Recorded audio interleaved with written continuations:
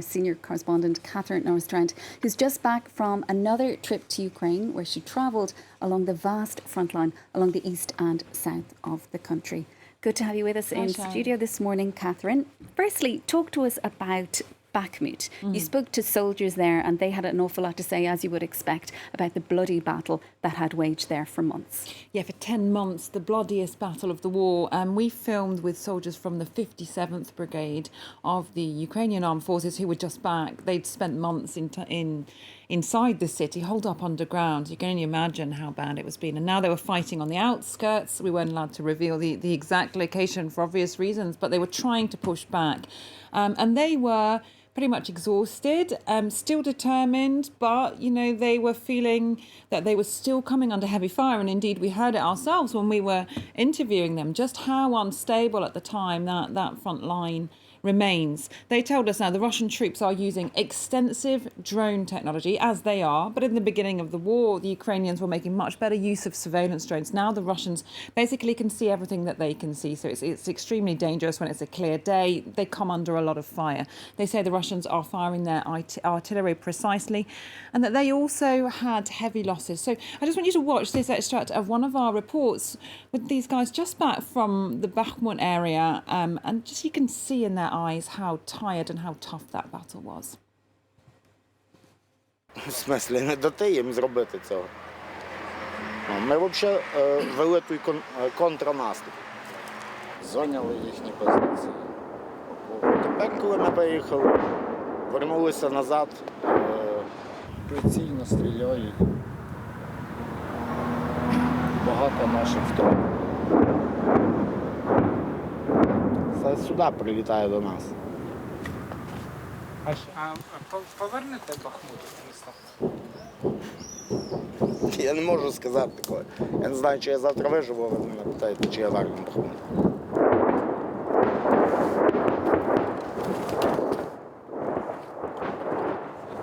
Надо уходити, чи що звідси?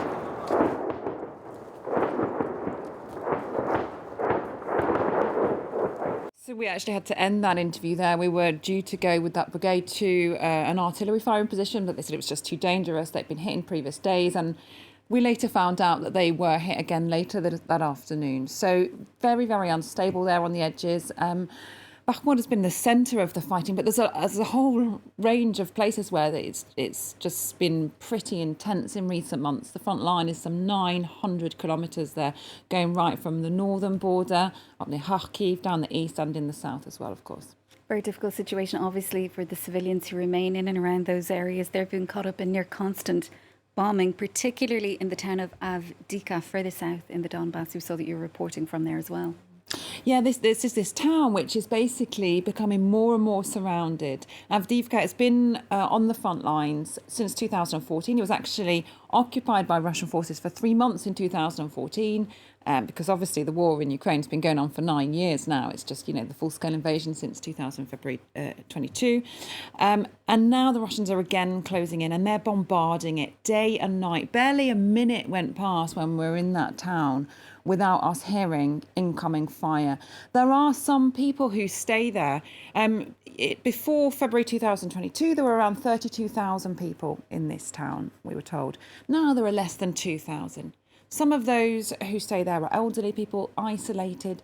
Some of them are believing the Russian propaganda that they hear. And when we ask them, you say, but the Russians are firing on the city, and they just simply don't believe it. You know, they've kind of swallowed this parallel reality. And we met with people there, so not only members of the security forces, as you're seeing in our report, but also at the local hospital, which was the central hospital, so you can imagine would have had quite a big staff. Now there were 2 doctors, 6 nurses and some support staff who were staying there under daily fire at a risk to their own lives to try and help the remaining population, even if their beliefs are fundamentally opposed to their own. I want you to listen now to the doctor, one of the doctors in that hospital, which has been hit multiple times by shelling. And this is what he told us. Боюсь. У мене є сім'я. Мені є ради кого жити. У мене є онученька 3 роки. Але це моє місто, це наше місто. Найкраще місто. І Ми сподіваємося, що воно і залишиться. І те, що у нас така доля, значить такий наш обов'язок витримати це все. And so you can see the sacrifice that's being made in Avdiivka, but in many other places along the front lines. That report, all the reports filmed with my colleagues, I should add, Johan Bodin and Dmitry Kovalchuk as well. Now, Catherine, you've been over and back to Ukraine several times since the start of the war, so you're well placed to tell us about the situation for people right across the country, outside Bakhmut and outside some of those regions in the Donbass from where you were more recently reporting.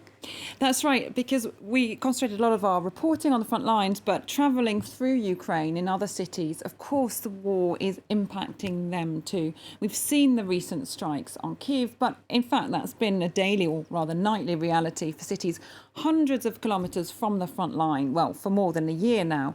Perhaps there'd been a little bit of a pause in the attacks to some extent. But for example, in the southwestern city of Odessa, a port city which used to be known for its partying, its nightlife, used to be kind of a holiday destination for lots of Ukrainians and people from around the region. There are still young people there going out to bars and restaurants, although there is a curfew and there are far fewer of them.